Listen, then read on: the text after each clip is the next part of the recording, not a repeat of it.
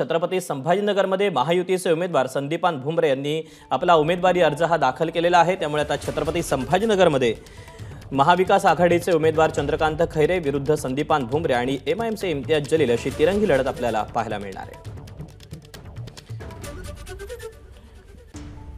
आणि या उमेदवारी अर्ज दाखल करण्याच्या दरम्यान आमचा प्रतिनिधी कृष्णा केंडे संदीपान भुमरेंशी साधलेला संवाद पाहूया।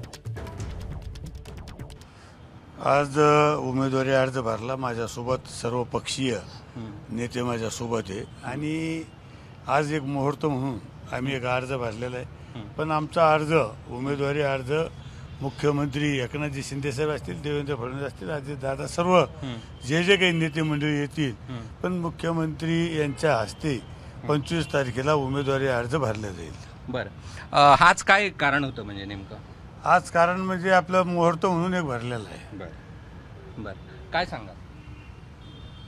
काय आता उमेदवारी अर्ज भरला, उमेदवारांना जे 3-4 अर्ज भरण्याची काही मुभा असते त्यामुळं एक अर्ज आज भरलेला आहे।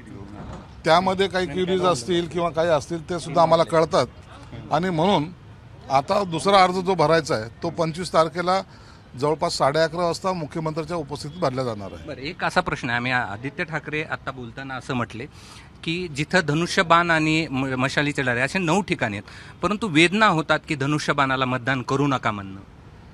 वेदना हे होतात हे आपल्या झालेल्या चुकीमुळे होत आहेत। ही जर चूक केली नसती, काँग्रेस राष्ट्रवादीबरोबर गेले नसते तर ही वेदना तुम्हाला सहनच करावी लागली असते। एक आनंदात सर्व मिळून आपण ही निवडणूक लढवली असती, परंतु आता तो वेळ गेलेली आहे। एबीपी माझा, उघडा डोळे बघा नीट।